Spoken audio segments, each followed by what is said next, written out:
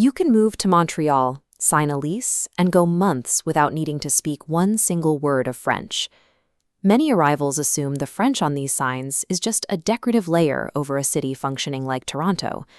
In reality, Montreal's cultural heart runs on a specific, local version of French that many English speakers never actually hear. This billboard reflects a deep history of language laws and political movements designed to protect French culture within North America. This isn't a casual preference, it is a fiercely defended identity. Because of that history, the way you open a conversation determines how you are perceived. Starting in French, even if you struggle, signals that you respect the local culture. Skipping that step often marks you as a permanent guest who isn't interested in being a neighbor. This creates a paralyzing choice: spend years in formal classes or lean entirely on English. Your Montreal experience depends on which branch you follow. Settle downtown in an English bubble or head to the plateau to integrate. The bubble offers convenience but long-term isolation. Integration offers a richer life but a steep learning curve. Staying in an English-only environment works for commercial transactions, but it keeps you in the position of a permanent tourist. You will be efficient, but you won't be part of the city's social fabric. The real barrier to joining that fabric isn't a lack of perfect grammar.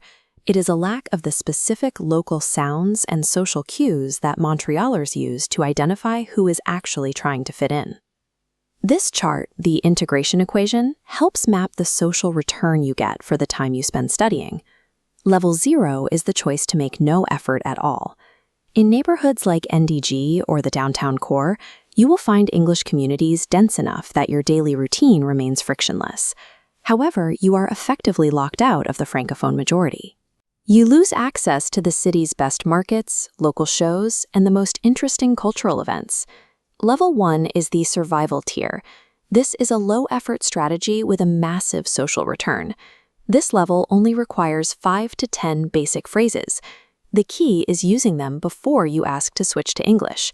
Swallowing your pride and speaking French badly at first signals effort. Montrealers generally don't expect fluency from newcomers, but they do respond with warmth when they see you respect the local language. Many expats arrive thinking they've already put in the work because they used a standard language app for months. This often leads straight to level 2, the Parisian trap.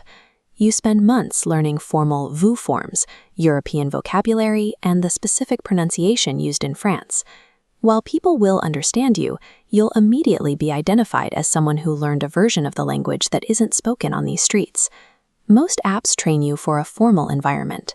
They build muscle memory for a phonetic system that doesn't account for the rapid-fire contractions and vowel shifts you'll encounter at a local corner store.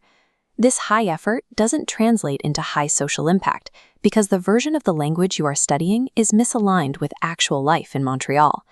If your goal is to move into authentic residential neighborhoods like Rosemont, you need to reach a level of functional Quebecois. This is level 3. It requires significant effort, but it provides full access to the city's social heart. The biggest hurdle to reaching this level is a phonetic shift known as affrication. This table shows how T and D sounds change when they are followed by an I or a U. Standard French uses a soft D for deer, but in Montreal it sounds closer to zir. Tu becomes tsu. Combined with local slang like char for car and p as a connector word, the language can sound almost foreign to someone who only studied European textbooks. You simply cannot learn this by reading. You have to prioritize ears-first immersion, listening to local podcasts and radio until your brain starts to recognize these shifts as patterns.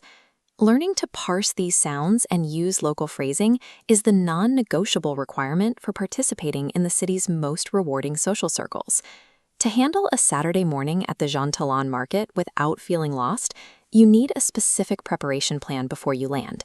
This checklist is your minimum viable preparation. 1. Learn DEP for convenience store. 2. Master asking someone to speak slowly. 3. Watch Quebecois television for affrication.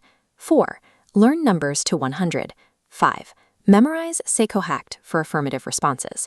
Short-term residents should stick to the English bubble but master those survival phrases to remain respectful. For those staying long-term, stop using Parisian apps and focus exclusively on the functional phrasing you'll actually hear in a neighborhood cafe. Most language apps fail because they are designed for tourists. They don't prepare you for a conversation with a landlord or a coworker. Street Tongue is designed specifically for city dialects. It focuses on street-level scenarios rather than formal grammar rules. You can use the app to practice the specific contractions and affrication sounds of Montreal before you even book your flight. If you're already in Montreal, comment below with the neighborhood you chose, or share the one local phrase that completely confused you when you first arrived. Montreal locals respond with warmth when they see a newcomer making a genuine effort to learn their phrasing. In this city, showing you are paying attention is what bridges the gap.